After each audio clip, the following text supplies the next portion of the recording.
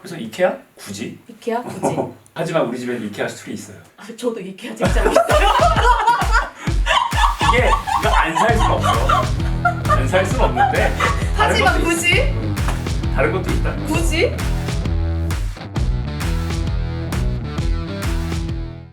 불편할 것 같아요. 근데 사실 우리 집이 왜냐면 쇼룸도 아닌데. 맞아요. 집을 꾸미는 그 목적이 남들이랑 똑같아지려고 꾸미는 건 아니니까. 그렇지. 그리고 둘이 뭔가 만들어가는 거잖아. 집은. 뭐 동거든 결혼이든 뭐든. 근데 뭐 그냥 이거 하자. 이거는 뭐야? 이건 너만 사는 집이야? 이런 것도 좀 기분 나쁠 수도 있을 것 같고. 맞아. 그리고 약간 그렇잖아요. 옷도 쇼핑몰 마네킹 입혀진 거 그대로 입는 것보다는 내가 뭔가 선택해서 입었을 때 되게 매치를 잘하면 그 사람 되게 그치, 센스 있어 그게 보이고 멋있어 만족감이- 보이잖아. 그게 안 되면 사실 마네킹 그대로 맞아, 입는 맞아. 거지. 응. 이케아 쇼룸에서 그대로 집을 가져와서 꾸미는 거는 내가 뭔가 그런 안목도 딸리고 그런 능력이 없는 사람처럼 보일 수 있을 것 같아. 옛날에 뭐 7, 80년대 이럴 때는 지금 평균 가구원 수가 지금보다 훨씬 가구원 수. 많았잖아요.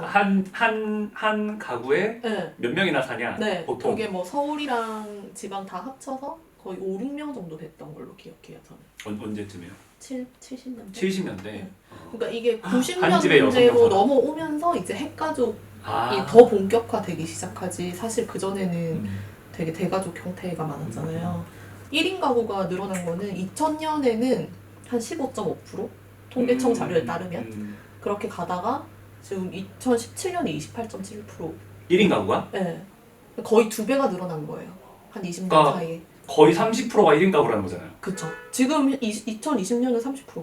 엄청 높네. 그리고 통계청에서 이렇게 뭐 예측을 한 것 중에 2045년은 36.2% 정도 될 것이다라고 예측을 했어요. 굉장히 높네요. 1인 가구 비율이. 그게 이제 젊은 사람들도 있을 거고 이제 나이 들어서 혼자 사는 사람들도 있을 거고 그러니까 연령대는 상관이 없는 거죠. 맞아요. 굉장히 높구나. 맞아요. 아. 실제로도 2012년도에 18평 정도 이하의 소형 주거 형태가 서울에서 한 주택 공급량의 한 70% 정도? 아, 소형 주거가 그러니까 네, 엄청 대다수는 늘어나는. 소형 주거라는 거죠. 네. 그러니까 1인 가구가 많아지고 사람들이 사는 집의 면적도 작아졌다. 맞아요. 이거네요. 그러니까 맞아요. 작은 게 많아진 거죠. 맞아요. 조그만한 것들이. 맞아요. 전체 사는 사람들의 30%는 그런 식으로 산다는 거잖아요. 어마어마하게 많구나. 그러니까 1인 가구들이 살았던 주거들이 되게 임시거처럼 생각을 했었죠. 맞아요. 잠깐 스쳤다 가는 그렇기 때문에 거기에 가구가 막 예뻐야 된다든지 집을 예쁘게 꾸민다든지 그런 인식이 좀 덜했던 것 같아요. 아, 난 어차피 여기 잠깐 있다 갈 거니까. 잠깐 있다가 이때 이제 맘먹고 혼수 살 텐데 뭐. 아, 어차피 난 나중에 결혼해서 왕창 살 텐데 맞아요. 지금은 그냥 좀 가볍게 있자. 맞아요. 그래서 막 옛날 거 보면은 되게 부직포로 된 옷장 이런 거 있었잖아요. 행거에 걸고. 네. 행거 뭐 지금도 그러니까, 많이 쓰긴 하는데. 맞아요. 그런 식으로 그냥 정말 잠깐 쓸 거. 임시. 네, 근데 요새는 이제 1인 가구 엄청 늘어나고 평생 1인으로 살고자 하는 사람들도 되게 많아졌기 때문에 이 사람들이 더 이상 사는 그 공간이 임시 거처가 아니죠. 아닌 거죠. 그러니까 어떻게 보면은 평생 이제 내가 꾸려야 할 나만의 공간이 될 수 있는 거고 그런 게 어떻게 보면 1인 가구의 인테리어에 대한 관심을 좀 증폭시킨 것 같고 그거에 좀 흐름에 딱 잘 맞춰서 계약가 들어와주지 않았나. 2014년에 들어왔잖아요. 그래서 그거 딱 맥락이 잘 맞은 것 같은 느낌은 들어요. 그래서 사실 이케아가 2014년 말에 한국에 정식으로는 들어오는데 그 전에도 이케아를 해외에서 뭔가 구매를 해오거나 아니면 해외 여행을 가서 좀 작은 소품 같은 거 사오거나 이런 사람들이 왕왕 있었던 것 같거든요. 그리고 사실 저도 이케아 처음 가본 게 2009년에 홍콩 여행 가서 이케아 매장 처음 가봤거든요.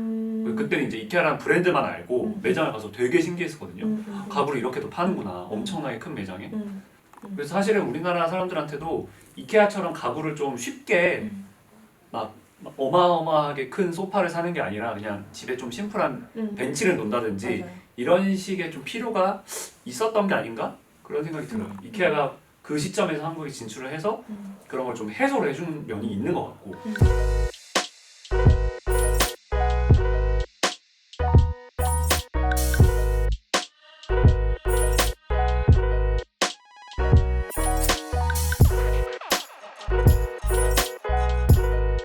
사실 우리가 가구를 만든다라고 하는 거는 전통적으로 엄청 전문가들, 그치, 장인들만 가능한 행위였잖아요. 근데 그거를 집에서 내가 이렇게 해가지고 스스로 할 수 있으니까. 네, 근데 예쁜 걸 만든다?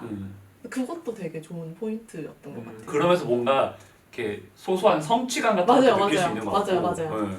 그래서 막 그런 짤도 많잖아요. 이케아 가구 만들었는데 이상하게 엉망진창 만들고. 만들고 의자 등받이랑 다리랑 같은 데가 맞아, 있고 막 맞아, 이런 거 맞아. 짤들 되게 많잖아요. 맞아요. 놀이의 장 같은 거를 이케아가 열어준 역할이 분명히 있는 것 같아요. 맞아요. 근데 저도 그리고 되게 좋은 게 걔네가 그런 나사랑 이거 조이는 거? 볼트 너트 네, 이런 거. 그런 거 다 넣어주잖아요. 그쵸, 다 넣어주지. 그거를 내가 준비할 수가 없잖아. 맞아요. 내가 준비할 필요 없이 네. 모든 그 만드는 그치. 과정을 그 안에 다 걔네가 할 싹 수 세팅을 있고. 해준 거를 난 뜯어서 하기만 하면 되는 거죠. 맞아요. 그리고 설명서 보고 따라하는. 근데 그 따라 하다가 이제 엉망진창도 만드는 거고. 그거 너무 재밌던데. 얘네가 짜는 동선이 있죠. 자기네 그 일종의 쇼룸의 역할하는 방에서 딱 세팅된 방들을 지나서 더 안으로 들어가면 이제 그 안에 실제로 있었던 뭐 침구류라든지 작은 소품이라든지 이런 것들을 한 바퀴 쭉 돌고 나오게 되잖아요. 그리고 그 중간에 저기 밥을 먹을 수 있는 일종의 푸드코트 역할을 하는 것들이 있고, 그래서 그거 한 바퀴 쭉 돌고 나오면 내 그 쇼핑 카트에는 뭔가가 이렇게 담겨 있고, 나오는 데를 지나올 때 또 보면은 아이스크림이나 또 이런 걸 팔아요. 그러니까 이런 하나의 동선이 일종의 교회 지역에 온 가족이 함께 와서 돈을 쓰면서 하루 정도를 보낼 수 있는, 반나절 정도 보낼 수 있는 일종의 놀이동산이에요, 이거는.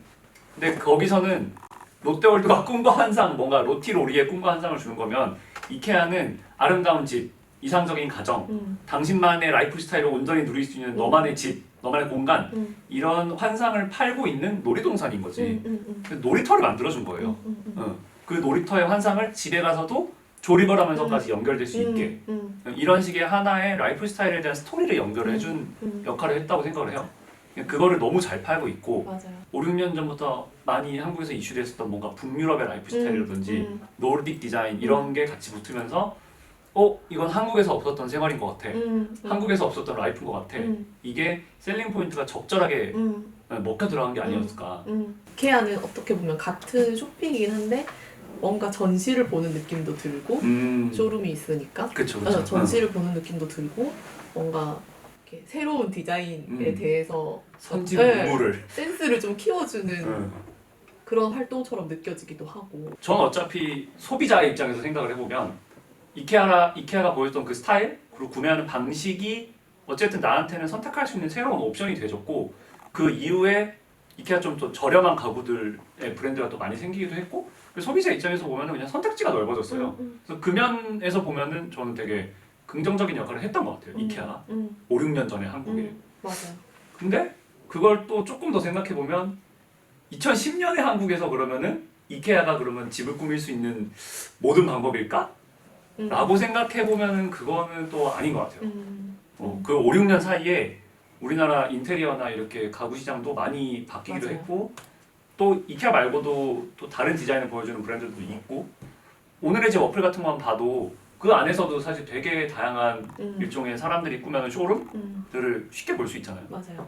사실 저도 이사할 때 오늘의 집 엄청 많이 봤었거든요. 제일 많이 보고, 전 지금 집 복층이라서 가구를 어떻게 배치해야 될지 잘 감이 안 오는 거지. 그래서 거기서 복층 원룸 찾아서 이 사람이 이렇게 했구나. 훨씬 더 현실적인 거죠.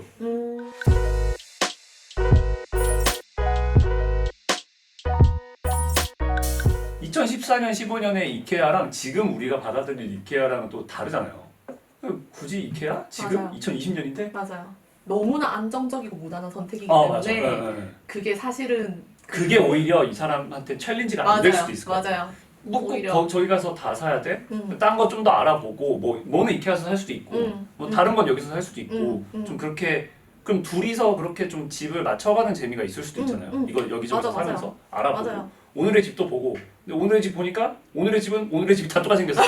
오늘의 집 안 사면 되지. 맞아. 그러니까 나의 안목이나 센스를 뽐내고 싶은 사람한테는 그럴 수도 있겠다. 살짝 자존심 상하는 사실 이 선택일 사람이 수도 있어. 인테리어에 관심이 많아서 막 되게 많이 이렇게 찾아보고 맞아, 이런 게 맞아. 재밌는 사람일 수도 있잖아요. 맞아. 근데 이렇게해서 그냥 따라해서 사자 이렇게 하면은 이거 내가 지금 나의 센스를 뽐낼 수 있는 기회인데. 자존심 상한데? 그렇게 될 수도 이케아에 졌다. 그 아내분은 어쩌면 그렇게 다양하게 물건을 고르는 재미, 그리고 그거에 대해 자신이 조금 없기 때문에 이케아를 그냥 대안으로 귀찮아서. 선택했을 수도 있어요. 그럴 수도 있죠. 근데 그 재미를 느끼게 해주면 불편한 오히려 부분도 새로운 덜하게 기회가 될 수도 있죠. 더 서로 맞아요. 새로운 좀 취미나 음. 같이 시간 보낼 수 있는 그게 좀 될 수도 있지 않을까. 새로운 기회가 될 수도 있을 것 같아요. 음. 같이 인테리어 할 거리를 찾아보면서. 그래서 이케아 굳이 이케아 굳이 더 이상 이케아의 어떤 노예가 되지 말자. 맞아. 이케아 필요 없다. 근데 하지만 우리 집에는 이케아 스툴이 있어요. 저도 이케아 진짜 있어요. 이거 안 살 수는 없어. 안 살 수는 없는데. 다른 하지만 것도 굳이? 다른 것도 있다는 거죠. 굳이? 근데 난 이케아 암체로도 있어요. 뭐야? 하지만 굳이.